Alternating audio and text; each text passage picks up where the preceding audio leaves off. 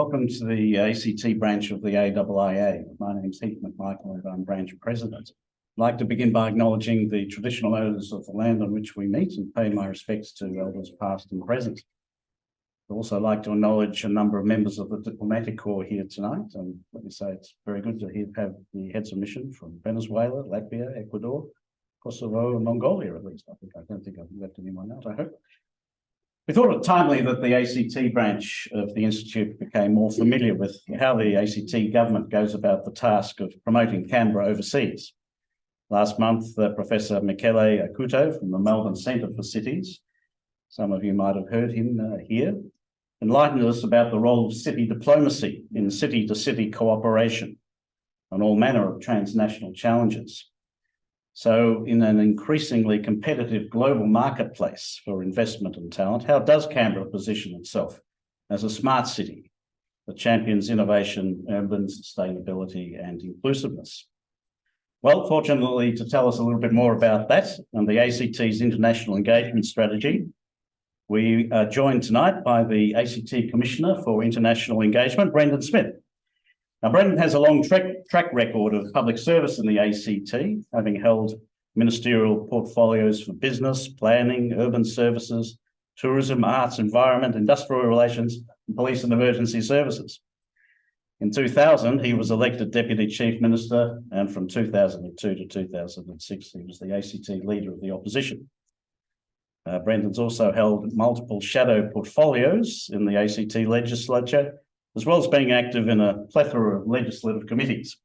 So, with a depth of insight like that on how this jurisdiction works, it's no doubt fitting that in August 2016, he was appointed the inaugural ACT Commissioner for International Engagement. But I can say when he's not talking the bush capital up overseas or anywhere else, he enjoys reading, whiskey, and bushwalking and astronomy.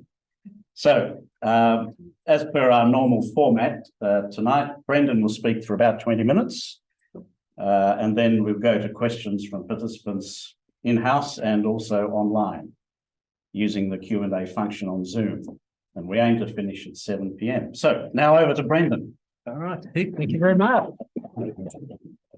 Good evening, ladies and gentlemen. It's a pleasure to be with you. It's always good to come to the AIIA and Spruce, Canberra. I too would start by acknowledging the traditional owners of the land, the Ngunnawal people. And I do so particularly because not only are the traditional owners, they're the first traders, they're the first exporters, and they're the first diplomats to inhabit this country. And some of their practices, I think, could easily be taken to be a system of visas where you took your message stick, welcome to country, and being given permission is clearance through customs and immigration. And we know from a lot of the artefacts that have been examined that trading did occur right across Australia, and that, for instance, mother of pearl from Broome ends up somewhere near Melbourne, and the ochres of Cobar are the most prized and were found everywhere from Brisbane to Adelaide. So I would acknowledge their presence, their leaders past, present and emerging, and I would acknowledge that we are meeting on their country today. Heath makes mention of my background, but he probably missed the most important part. I'm a paper boy. My father owned a news agency, so I grew up in a cash register, and what we had to do was sell. You don't get rich by having stuff in the shop, you get rich by getting the stuff out the door. And I think I've always tried to apply that to how I do my business. And at the heart of that is always a happy customer. And the best customers you've got are the ones that you already have, that know you and will trade with you. But as John Key used to say, and the Chief Minister often steals his line, you don't get rich by selling to yourself. And I think if they proposed my job, probably even in 2012 or 2013, I'd have said you're crazy.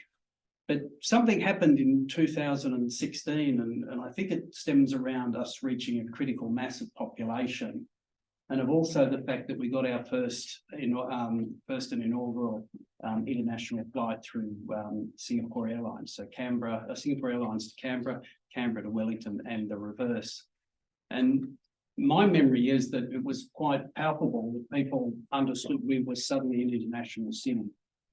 There's about, depending on which source you use on good old Dr. Google, there's probably about 12 to 1,500 cities worldwide that have international flights. And when you think of the number of cities in the world, it's a pretty exclusive club that we have been joined. Thankfully, post-COVID, we're back in that club now with the flights between Canberra to Fiji and then on to the USA. But you have to ask, what is it that we are selling? And as detailed in the next slide, and as detailed in Canberra's international engagement strategy, we have a vision for Canberra, and vision, Emily. Vision simply says that by 2050, we'll be world renowned as a city of innovation, creativity and the arts, but we won't lose our status as the world's most livable city. It's kind of like that line in the Bible, you know, for it is a profit a man to gain the world and lose his soul. I think we can do all of that. And the reason that we settled on this as a vision was that that's what we're good at. We're good at innovation, we're good at creativity, and we are a centre for the arts. And if you read Sasha Grisham's history of the arts in Australia, you know, the toss-up was either Sydney or Melbourne until Canberra appeared. And the spending on the arts in Canberra is way above the national average. The participation in the arts is way above the national average. But the most important thing is that what does the arts bring you? And a gentleman called David Throsby, in his book, The Economics of Cultural Policy, says that first you have art and then you have artistic creativity, and that's what brings innovation and technology. And in a city that doesn't have big holes in the ground where we can extract gold or coal or iron ore, we don't have much of a sheep flock, unfortunately. We don't grow a significant amount of wheat, and we don't manufacture a great deal, such that 91% of what we export are services, and most of them come out of innovation and creativity. The small things that we do export are primarily gold from the mint. Our number one export is gold, and that's coinage from the mint for other countries. We export some small widgets for some aircraft. There's a gentleman apparently in Kew who makes sniper rifles, and we have some other innovation and tech. But in the main, what we export is smart ideas coming from smart people. Now, when I took on the job in 2016, we very quickly were given the task of launching the international engagement strategy, which we wrote in about a month.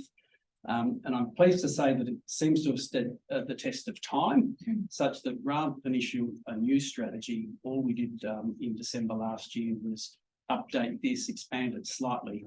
But fundamentally, it's the same strategy because we believe the strategy has worked, is working, and will continue to work. The problem was, as you travelled overseas, or indeed often as you talk to some of the resident diplomats, people overseas, if you were lucky, they knew Canberra existed, but weren't always sure that it was the capital. Yes. They knew the ANU, not UC, sorry UC. They knew about the Brumbies, not the Raiders. They knew about Clonakilla. And in terms of buildings, oddly enough, they knew about the Australian War Memorial.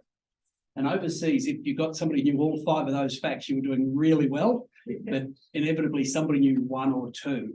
So there is a big job. As Wellington suffers against Auckland, we suffer against Sydney. There's many, Washington DC suffers against New York. There are many capitals that aren't the number one or the largest or the strongest city in the country. So what the strategy does is it plays to our strengths. Again, it just goes back to Dad, everything I learned at the cash register as a kid. What are you good at? And Dad always said, you've got to keep supplying something every year that keeps people interested. And what we did was say, well, what are we good at? Now, in the original strategy, we had 7 key strengths. We've now got 10. And education and research is our number one export. Tourism is number 2. And then you've got sort of a cluster of defence, cyber security, and the space industry. They're independent, but they do meld. Just things like renewable energy. It was odd in New York last Monday last week. We were talking to a group called Block Power, who take old buildings and turn them into environmentally sustainable buildings. Basically, they turn blocks of flats, blocks of apartments into big batteries. And the young lady we were speaking to said, your city has done more to change or take action on climate change than any other city in America. So there was something that came as quite a surprise. People actually knew in particular, because it was their area of interest in this particular firm, what we had done. Innovation, ICT and e-government, a lot of our firms have been software-based or suppliers to government, which is logical. Health and sports science. The ACT Exporter of the Year that was picked a couple of weeks ago is a firm that has a piece of apparatus that tracks your fitness, and it's being used, unfortunately, by the All Blacks. It's being used by most of the American football, their college teams, and it's being used by a whole array, but 89% of their exports go to America. So health and sports sciences are very important. Art, culture and creativity is taking off. Canberra's got a scene where our architects and our authors are now being picked up overseas more and more. And the last one is agri-tech and food sciences. I think we all know the effect that the war in Ukraine, what effect it's had on the supply of food in the world. Food security is incredibly important, and a lot of the significant changes in Australia about how, whether it be blockchain to protect your food integrity or whether you're improving the protein count in the wheat, are coming out of the ACT between ANU and CSIRO.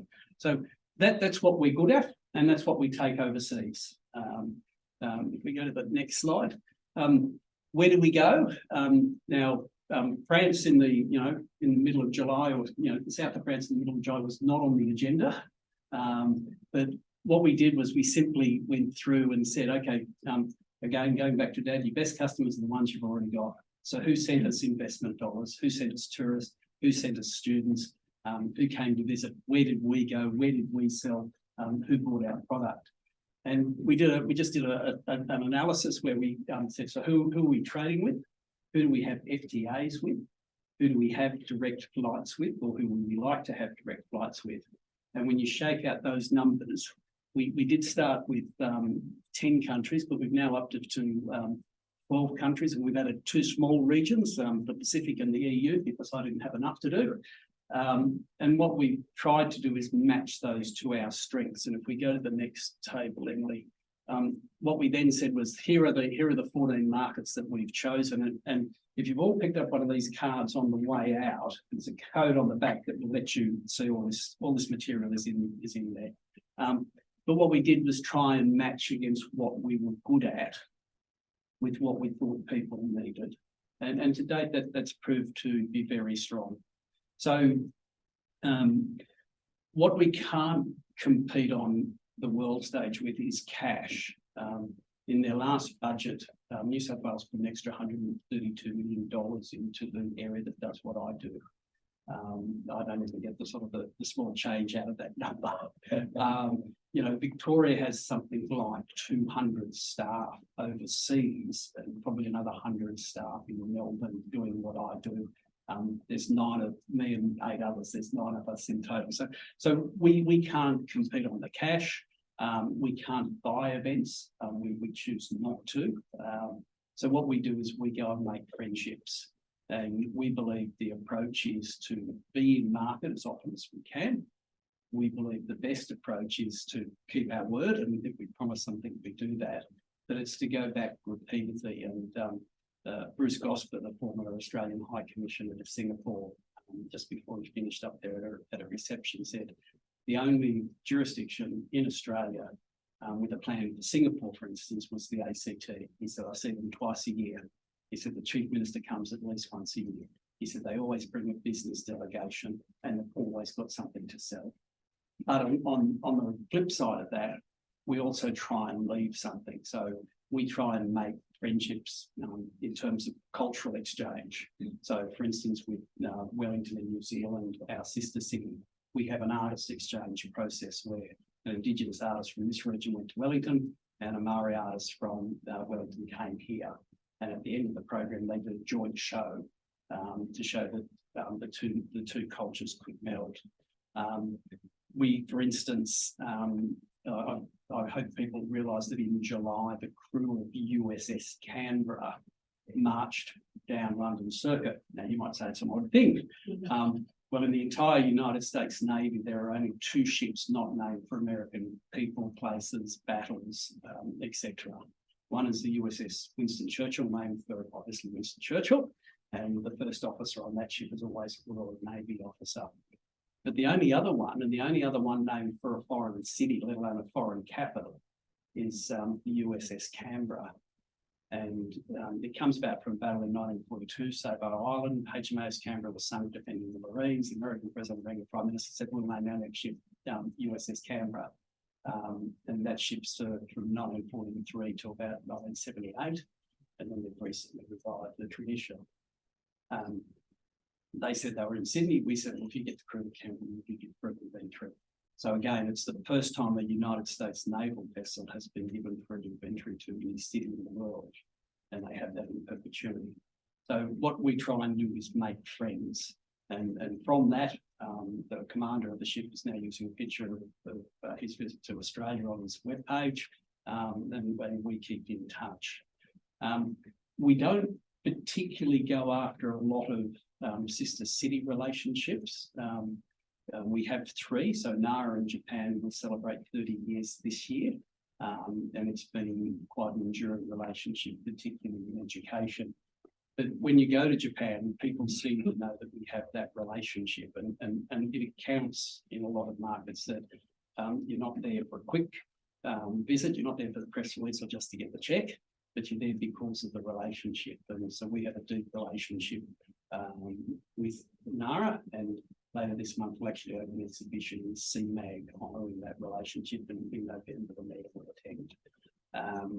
So the other relationship we have is with Beijing and China. It's 20 years old. Well, it was 20 years old in 2020, but unfortunately due to COVID, we didn't get much of celebrating, but we're rebuilding that relationship. And the newest is Wellington, which was in 2016. And so demographically and in a positional sense, Wellington is so much like Canberra. It's not funny. It's about the same percentage of the New Zealand population. It's got the same sort of buildings and demographics that we have. It suffers from not being a big city like Auckland is. So what we really try and do is make sure that there's a two-way street where if we can offer something to someone, if we can give assistance where we can, that it's way beyond just the commercial. But at the heart of it, we're here to make Canberra viable, and we're here to be engaged, and we're here to trade. But we also think that there's a lot of things that come out of Canberra. Canberra takes out patents at twice the national average across Australia. A lot of it is in IT. If you didn't know, the patents for Wi-Fi are held in Canberra. They're not owned by some American company, but a lot of people think that they actually are held here in Canberra. And in terms of prestige, that is very good when we're travelling. So the what the process is that we're looking at is post-COVID, we want to re-establish international flights. So we'd like to get Singapore Airlines back, and we're continuing that discussion. In July, we launched Fiji Airlines, so you can now fly Canberra and Nandi, the west coast of America. Chief Minister was on the radio this morning, if you didn't hear him, when we were in New York, we were talking up. We hope to soon to be able to announce that we might have a flight from here to Auckland, which will then pick up, say, some of the Qantas routes from Auckland to the east coast of America. And then we particularly like something going westward through the Middle East to Europe. And you may or may not have followed the issue of a certain airline that apparently was excluded from flying in and out of Canberra. But so we want an aviation strategy in that regard. So we have an aviation strategy in that regard, and really they're the flights that we would like. Ideally, something out of India and something out of China long term, but a lot of those people already come through Singapore. So we want routes that are strong. We don't want 10 or 12 routes that are only half working. We want 4 or 5 good routes that work very, very well. You then look at the product that might come out of Canberra. So part of the strategy is to work with the region. So I'm not sure if you're aware, the New South Wales government divided New South Wales up into several regions, and they established what they call joint organisations. Some might say it's another level of bureaucracy.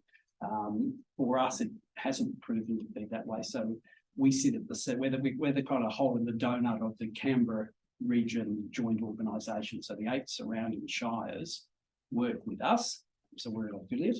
Oddly enough, Wagga, which was in the Riverina, has now joined the Canberra region. And even more odd is East Bairnsdale in Victoria has become an affiliate.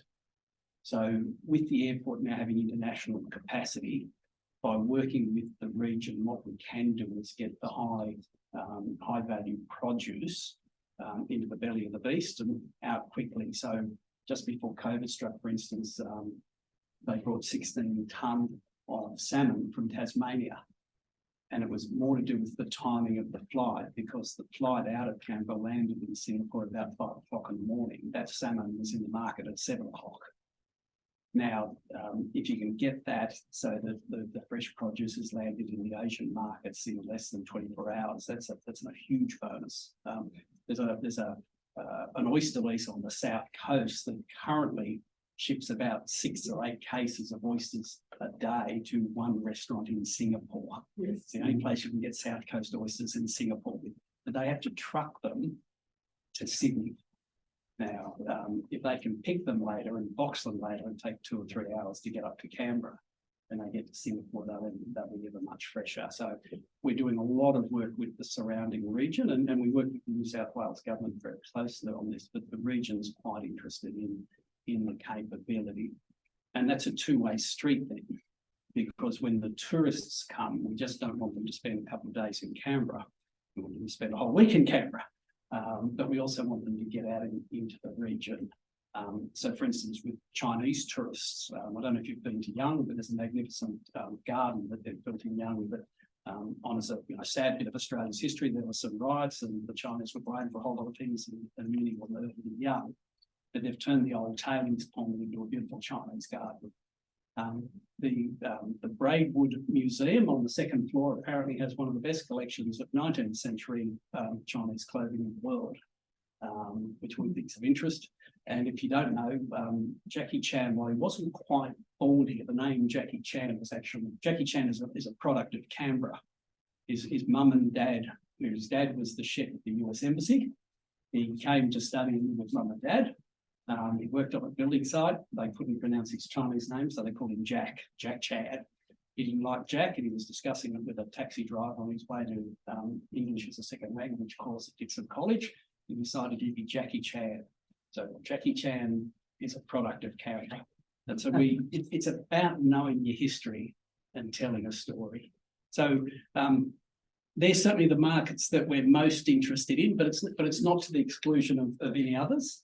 We're happy to work, and many of the diplomatic colleagues here I work with very closely all the time. We don't compete on the cash, as I said, but I think we're good friends and we're loyal friends. If we just go to the next slide. In the international engagement, I think it's survived as a document simply because it's not just a strategy. Inside it on page 9 of the actions, and there are 12 programs. If we go to the next one, and then you might just go back to the second slide. We call them the 12 commandments. It's the things that we do. We work very closely with the diplomatic corps, and we try and help them with any problems they have at the state or territory level. DFAT looks after the rest of that.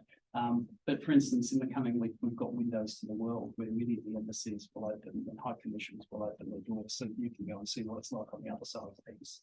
At the end of the year, Chief Minister's having a big reception where we get them all together and we thank them for what they do for our community.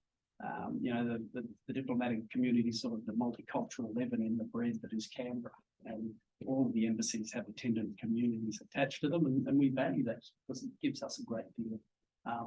The other thing is it's a home advantage. If we're going somewhere or we need something, or we've got something we think they need, or they've got an inquiry or an inbound ministerial delegation, we help each other, and it works very well in that regard.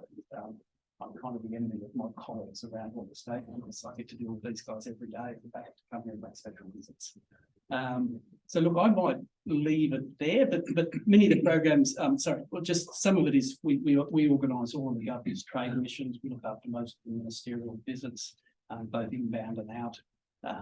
Inbound delegations we look after so that one, we want them to go away with a good memory of Canberra, so we can do a bit of art and culture and history of it, as well as business or a specific interest. We work with the Commonwealth, we work with the other states. We run the sister city arrangements. So but the strategy just says, what do we want to be? What have we got? Where are we going to sell it? How are we going to do that? So it's kind of a complete document. And I think the fact that rather than write a new one, we've just expanded the existing one last year was a compliment to the strategy. So that's a quick overview. As you probably detect, couldn't talk long and hard, but maybe I'll stop and take questions if that's okay. Thanks very much, Brendan. Right. Maybe I could start the ball rolling. And I mentioned earlier that Michele Couto from the Melbourne Centre for Cities was here, and I think he came and spoke with you. One of the points that he made was that cooperation between cities is the way to go now when it comes to dealing with promoting oneself and dealing with international challenges and the like. I mean, and you mentioned that there's a lot of disparity or differences between the resources available to you and to, let's say, the Mayor of Melbourne or Sydney or somewhere. But to what degree is there an idea of pooling resources when you're going to talk to the markets that you outlined there? And also the other flip side of doing that is, do some of those markets, whether it be in, I don't know, take a country, France, let's say, oh, well, here's another delegation from Australia, this time from the ACT. How are they different from the people from Melbourne we've seen last time? So maybe a couple of those points. It is interesting when you're overseas, and for instance, in talking to the Mayor of Beijing or the Mayor of Delhi, Delhi and Beijing are about 2% of the population of India and China. Canberra's about 2% of the population of Australia. It's about developing a relativity and a story. And it's interesting, no matter where you go around the world, Chief Minister as Mayor ends up talking to the Chief Minister or the Mayor of a city, and it all comes down to roads, rates and rubbish. You know, how are you dealing with education? How are you dealing with potholes? How are you dealing with police? How are you doing? And it's interesting, we all seem to have the same issues. Now, late last year, or mid last year, we were asked to participate with the EU and a thing called the IURC, the International Urban and Regional Committee. It's about growing sister city to city relationships. So Brisbane, Canberra, and Melbourne were linked with Hamburg, Florence, Barcelona, and Madrid. So they came here and we showed them around, and then we were lucky enough to go and visit Hamburg and Florence, for instance. Now, as a consequence of that, our planning people are now talking with the planning people in Hamburg about digital twinning and building information modelling. Now, they're more advanced on digital twinning, we're more advanced on building information modelling, but we've both got something to offer. Their electronic online mapping system in Hamburg above the ground is much better than ours, but below the ground in trying to understand where your sewers and your pipes and your conduits and your tunnels are, ours is probably better. So, you know, you think a big European city like Hamburg would have it all over us, but it's not the case. We were then lucky enough to go to Florence, and they gave us a bit of a masterclass in tourism. But as a consequence of that, the National Museum is now talking to the Academy where David is in Florence about having the statue of David, yeah, not my son. The statue of David, of having the one of the songlines exhibitions actually put on display so to, you know, the oldest culture in the world compared to some of the richest art from the Renaissance, and what does that tell you, and what does that give you a comparison? So getting stuck on sisters, the city to city piece is really important. And so Chief Minister's just got back from a trade mission to the United States. We went to Los Angeles, went to New York, and we went to Washington. In Los Angeles, the Deputy Mayor had the same issues we have in addressing climate action. In New York, we saw their Environmental Protection Agency Commissioner, and he's got the same issues we've got: water catchments, how do you get people off into electric cars and out of petrol engines, how do you get buildings to be more friendly to the environment. So there's a lot of learnings. And then if you go back to those key things we were talking about, so that whole sustainability piece that we've done so well, you can then put them in touch with Canberra businesses that you can sell to. But the city to city diplomacy is very important, and cities in the main are carrying the burden of addressing a whole lot of issues, whether it be housing, whether it be inclusion, whether it be addressing domestic violence, whether it be addressing climate action. So we'll throw it open to questions if people could identify themselves when they ask a question. Charles, first. Thank you for your presentation. We touched on this just before your talk, but we like to compare ourselves initially with Canada, and obviously Ottawa comes to mind in any comparison here. Any experience or any observations on what they've done and whether they've achieved anything? Well, there used to be a group called the Planned Capital Cities of the World. So it was Brasilia, Ottawa, Delhi or New Delhi, Islamabad in Pakistan, and the Pakistani consul is here somewhere, and Canberra. So we all seem to suffer about the same amount, and we're all doing the sorts of things, similar sorts of things to raise our profiles. I've not been to Ottawa, so and I haven't spoken to somebody. We had a senator from Ottawa, or Charles was in about 3 months ago, but the impression I got from him was that we were probably slightly more advanced in addressing some of the issues than they were. But it's interesting. Islamabad was built in the same model of Canberra. They have cantonments that equate to the cities that we have, the polycentric nature of Canberra. And so there's all these connections throughout the world that you don't know about until you discover them. Okay, Bill? Yeah. Well, when Islamabad was established, Australia's gift, Pakistan was trees from the nursery in Canberra, Yes. which is why I see so many of the trees in the school. The question I have, really mainly from the ANU, my question related to the extent to which your team is able to leverage off other relationships that may be developed by actors, broadly within the state. This is an example. 60 years ago, when I was at ANC school, there was a relationship with the Meiju Elementary School in Tokyo, which led, among other things, to the planting of a grove of cherry and ginkgo trees, which is primarily still there. That was actually quite a daring innovation at that time, only 20 years after the end of the Second World War. And may still be known for all I know. Is that something which you can draw into your strategy as well, even though other actors may be the prime players in putting that relationship? It took, yes, it is. It took some time, but we think we've now got a complete list of all the relationships that ACT entities have with schools or hospitals or libraries or institutions overseas. And occasionally when you're overseas, you find out one when you're in a meeting, they say, oh yes, but we already have a relationship with X. So no, we use all of those. And if we're in a country and we've got the opportunity, then we try and renew that relationship or embolden it.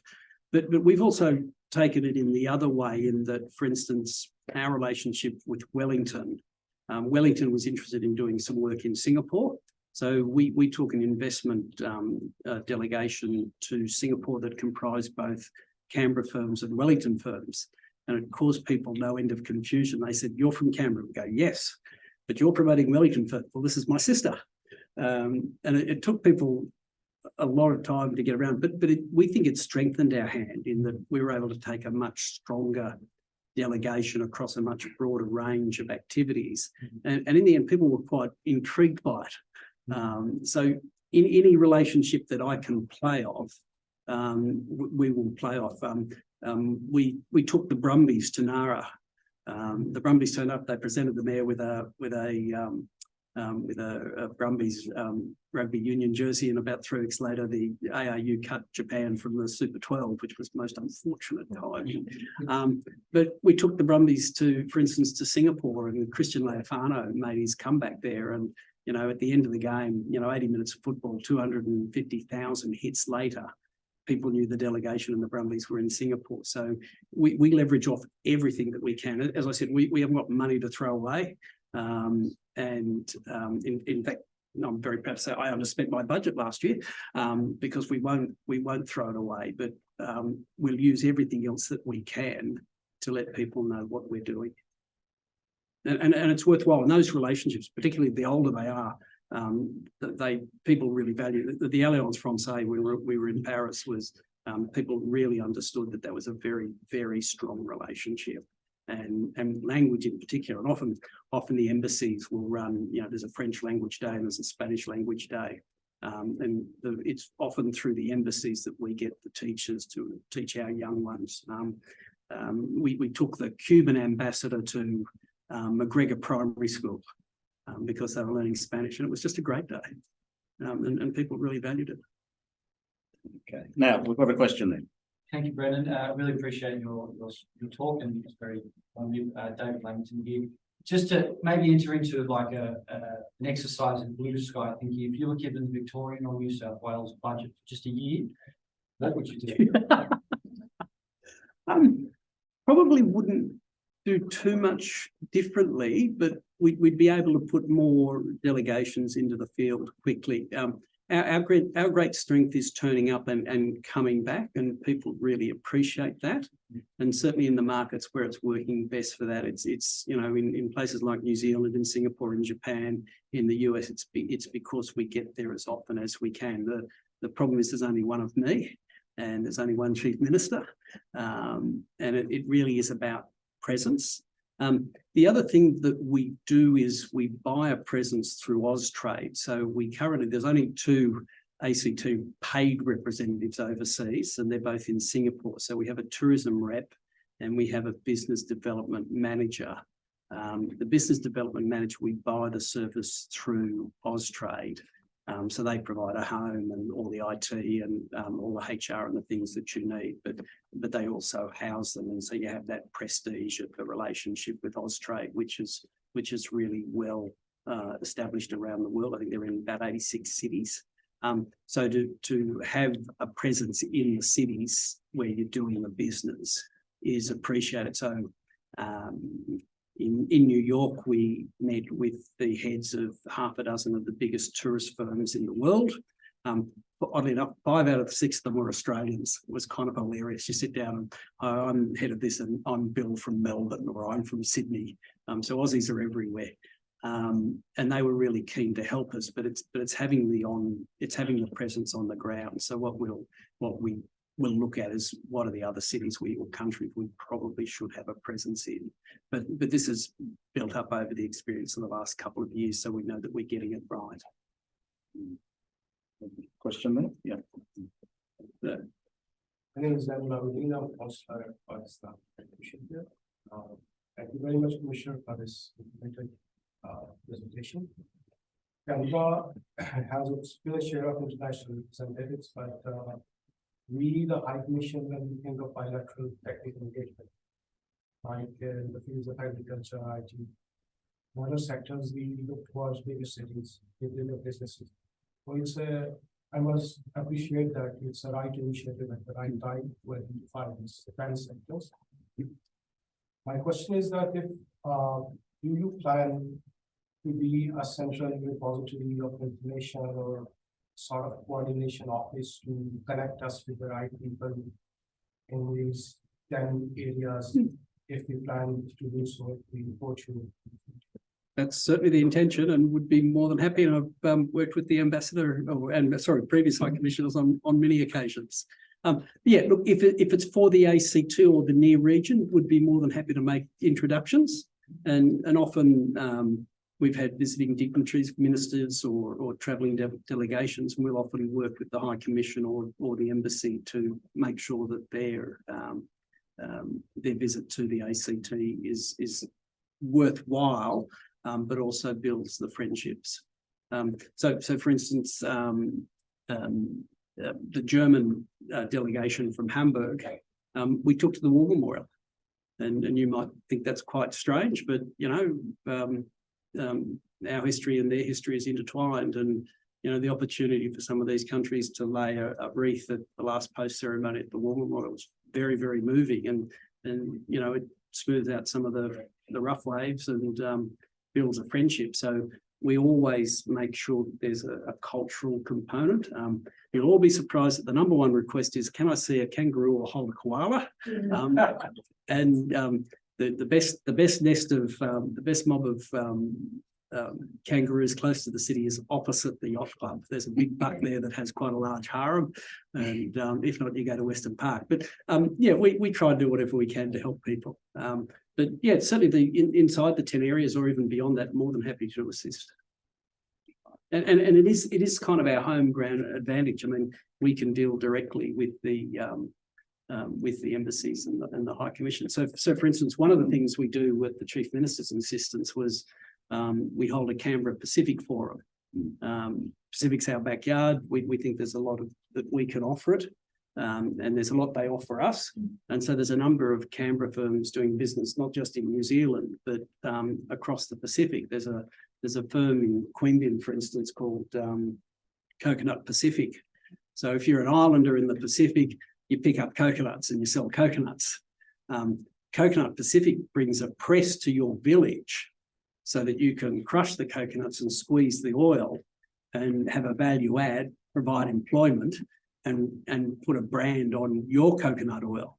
So instead of all of the profits ending up somewhere else, you take a primary and turn it into a secondary industry. Rocket Remit's a Canberra firm that's helping money transfers between the islands.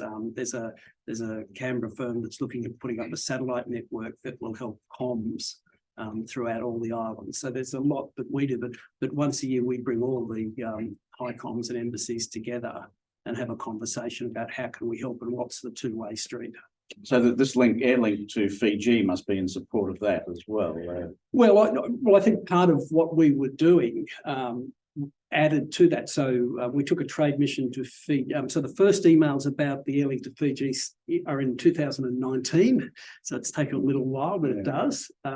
We took a trade mission there May last year. Two of us went to Nandi and talked to Fiji Airways, to Tourism Fiji, but two of us went to Suva and we talked to the Suva City Council, we talked to government representatives, we talked to their innovation community, we talked to their business.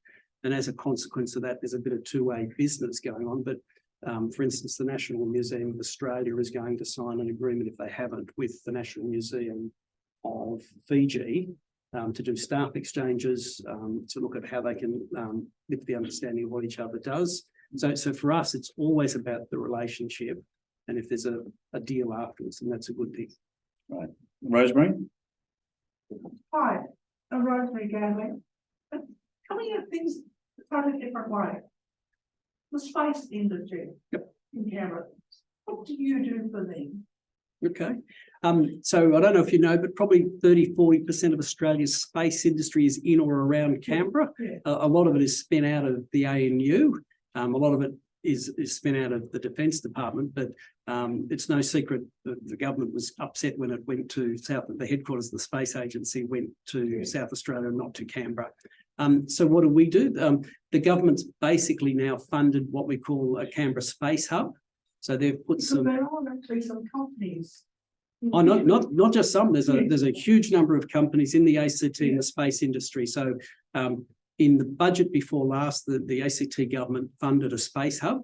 So some specialist officers will be put in place to facilitate the industry to get them access. Inside my office is a trade start advisor. It's a position co-funded by the Austrade and the ACT government. And so Robert helps firms get overseas. If they say we're going to, we're going to Malaysia, what's there that we could talk to? Or if we're going to America, who should we talk to? So we get them intelligence and we put together business activities with them. We facilitate, for instance, inbound delegations. So we've had now both a French and a British space industry inbound delegation where we got firms that they were interested in talking to in the same room so that they either come to partnerships or they come to arrangements to sell their wares. But just before COVID hit in, Wilbur Ross, who was the US Secretary of Commerce, who is responsible for NASA, came to Australia. He was here 3 days. He had one public meeting, and that was organised by the ACT government through my office. So we got 60 close friends up to Mount Stromlo to meet Wilbur and stood them all in a line. And he's amazing. This guy's 82 years old, takes his own notes, writes longhand, And he said, just line up there. So anybody from our industry who wanted to speak to him got to speak to him. And in the end, the US ambassador was at the door saying, come on, Wilbur, we got to go, we're running late. He goes, no, I just need to talk to this last person. But they had no understanding of what was here. So if you don't know, there's a up on Mount Stromlo is a high-tech manufacturing facility. There's a thing called the Wombat. It's probably a third of the size of this room. It's like a big stainless steel tube. And in it, you put your satellite and you test it before you send it into space. So you can work out whether it will survive liftoff, whether it will survive in space, and whether it will survive deployment, because there's no point putting $1 million piece of junk up into the sky. So this is the only place probably in the Southern Hemisphere you can do that. So there's a whole lot going on here. So we facilitate inbounds. We have signed an MOU with Singapore Space Technology Limited. So ACT government and SSTL through, we ran, let's think of the year now, November, what are we in 23? November 21. We ran an online seminar with the Singapore space industry to introduce our space industry. Some of our firms have now gone up there. Chief Minister was up there in February this year and signed the agreement.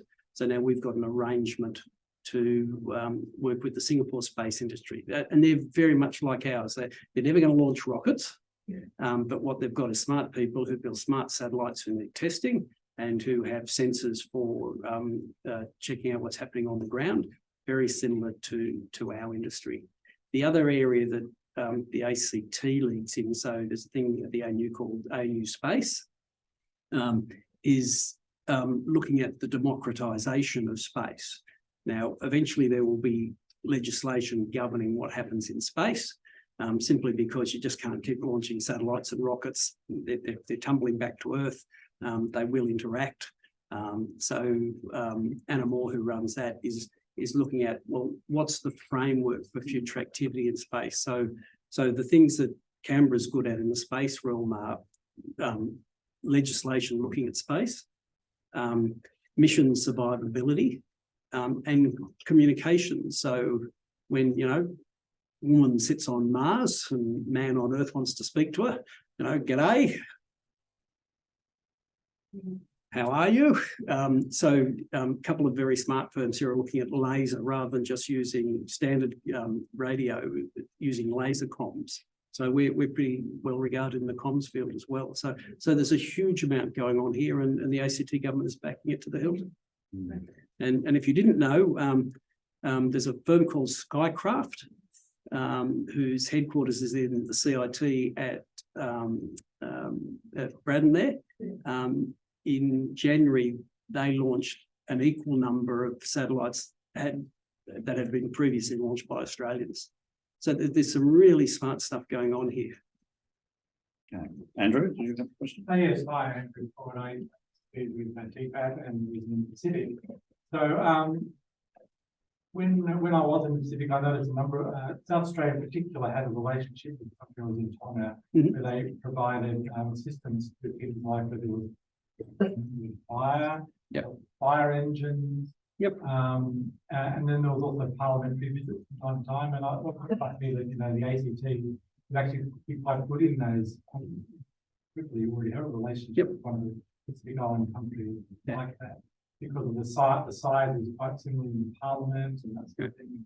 You can help very directly. And so it goes a bit beyond trade, but I think it's an important component of our relationship. No, agree. And so under the Commonwealth Parliamentary Association, so if you're a member of a parliament of a Commonwealth country, you're automatically a member of the Commonwealth Parliamentary Association. So the 8 Australian jurisdictions are all twinned with a Pacific Island nation. So Canberra is twinned with Kiribati. And so we've had, so when I was in Assembly, we would have delegations here, we would take delegations there. At a high level, it was about parliamentary practice and democracy. But at a standard level, for instance, the ACT Fire and Rescue has an arrangement with the Vanuatu Fire Brigade. The Vanuatu Fire Brigade is a platoon in the Vanuatu Army that, okay, son, you're a fireman today. And for instance, their tribal chieftains, kind of the equivalent of Buckingham Palace, burnt down the other day. because they just didn't have the resources. But if they haven't already been, we've got a delegation going over to look at their training and see what equipment they need. So there's a whole lot of practical. It comes back to the city to city stuff. City diplomacy is very important, but Canberra's of a size and a scale where we're approachable, and because of the Canberra Pacific Forum we run, we get a whole lot of these requests. So yeah, we're working on all of those. I see another question there. Yes, please. Yes. Thank you for your presentation tonight. I was just interested in hearing more about the relationship with China. My name is Liz Bug. I'm an immigration lawyer and Chinese Australian. The reason I sound the way I do is because I grew up in regional New South Wales in a place called West Wylam. Yep. So I do appreciate your reference to, you know, the long history of Chinese Australians in Australia. So I was just interested in hearing more about that relationship and what level of interest does that market have in those sectors that you outlined, and what sort of challenges might there be in the relationship?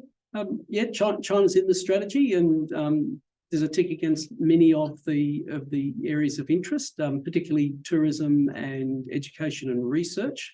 So before COVID settled in, China had just become our number 1 source for international tourists. And I don't know if you're aware, but recently China has now said Australia is a place that Chinese tourists can go to. So we're looking at that. We're working with the embassy on whether or not we can get a direct flight out of China back into Canberra. China currently supplies about half of our international students. So the students themselves and VFR, visiting friends and relatives, is a big market. Most of those come down through Singapore and come via Singapore Airlines. But we think it might be seasonal, so January, February, and possibly mid-year at graduation time. But we think there's a case for some direct flights, and would hope that long term that might be stronger. Look, anything that's sold in Canberra, there's a market for it in China. I think we're all aware of some of the difficulties we've had recently. So Canberra region wine was reasonably popular in China and fell foul of some of the conundrums that were presented. But we will get to, I hope to get up there later in the year, and Chief Minister's probably off to China in the first quarter of next year. We have a rolling 3-year program, and China is always in that program. But Canberra firms have sold wine up there, building services, aged care services, the whole gamut of what we offer. There's a number of strong agreements between some of our universities and research facilities up there. There's a huge number of agreements. So, you know, China's part of the strategy and always will be.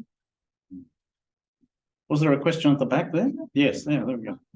Thank you very much for your informative and interesting presentation. My name is Vivian, I'm Dr. Zavod's BPC, but I like actually ask questions in Hungarian. And it won't be as interesting as your presentation, actually. Few boring questions of the one that has been in this gender for quite a while. I recently returned from overseas trip, and I was fascinated to see how express trains make a difference both internationally and regionally. And I understand in case of Canberra, there will be indirect international impact, but still, what are your views? Well, look, the Chief Minister's view is that he'd like a train that left the 18th century and joined the 20th century as quickly as we can. The train trip from Canberra to Sydney is just appalling and a disgrace. In America, in Europe, anywhere else in the world, anything under 2 hours you would go by train, anything over 2 hours you would go by plane. Unfortunately, given our history, 6 British colonies, 3 different gauges, 4 different types of engines, 5 different types of arrangements. You know, give Paul Keating his due. It wasn't until 1995 that you could actually get on a train in Brisbane and be in the same train from Brisbane, Sydney, Melbourne, Adelaide. So no, we suffer literally the tyranny of distance.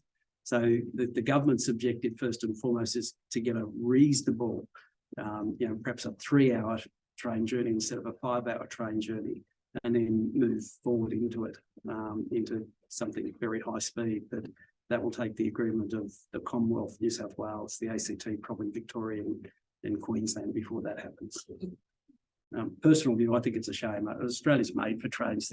The gradients here are nothing compared to, for instance, Japan. You can get in the train in Tokyo and you don't change gradient. They go through the mountains. They don't go over them. We go around them. We cut tunnels. Whatever. Australia is, our highest mountain is a footing with most other continents, and we're built for train. Oddly enough, the other problem now is that because we're so beholden to the long distance truck industry, and they're having trouble keeping truck drivers, it's not very family friendly, it's not very safe, it's, you spend a lot of time on your own. Some of that will drive change, and both Commonwealth governments of both persuasions are committed to the inland rail. But my view is there's a whole lot more work that needs to be done on the rail industry. Sydney, Canberra, Melbourne is the 4th busiest air route in the world. Go figure. But yeah, no, we certainly need to look at all our infrastructure. Brenda, can I just, you mentioned a number of companies that you talk to, but can I just ask about the relationship you have with the Canberra Business Chamber? Is that, they presumably help as well, or how do you work with them? So for those that don't know, Canberra Business Chamber is the peak business body in the ACT. We work very closely with them, and in fact, we give them a considerable amount of money every year to run an international business program to help get businesses export ready. Used to be you could probably turn up at the airport with a ute full of cherries from Young and somebody would take them somewhere and sell them for you. Kind of a little bit more difficult and complicated these days. And so to become an exporter is quite difficult. You've got to know about all your arrangements. You've got to know about the legalities. You've got to have firm contracts. You've got to know how you're getting it there and what it's going to cost and whether or not you'll make a profit. So the chamber helps us with that. We work very closely with them. That's fine. Now, have we got any other questions? Yes, Bill, once again. I was wondering whether your activities in come to in terms of red tape following the enacting of the measures that followed the Victorian government's agreement with China and the initiative the Commonwealth was tightening up. No, not at all. In fact, it helped us flush out all the agreements. So, but for those that you don't know, the previous Commonwealth government set up a thing called the Foreign Arrangement Scheme. So under the Constitution, foreign policy is the purview of the Commonwealth. The states have an interest in it, particularly through trade. So they set up a thing called a Foreign Arrangement Scheme where all government, so there's core and non-core. If it's core, it's between a government and another government, a foreign government entity, has to be approved by the foreign minister. So, for instance, the Victorian government signed the Belt and Road Initiative with China, which the Commonwealth was not in favour of. So no, it's not impacted us at all. It just means you have to be a little bit more organised. But from my perspective, it's kind of an interesting tool because it does flush out all those agreements that we didn't know about. It was very useful. A lot of work at the time, but very useful. All right. Well, if there are no other questions, we might draw a line under it there. I'd like to thank Brendan for coming tonight and enlightening us about the vision and how the vision's implemented both Canberra overseas. And I can say, I think, that as a ratepayer of the ACT, the money's being well spent. Thank you, sir. As well, sir. So on behalf of the ACT branch, I'd like to present the ACT Commissioner with a small memento of his visit. Thank you, sir. Thank you. Thank you all.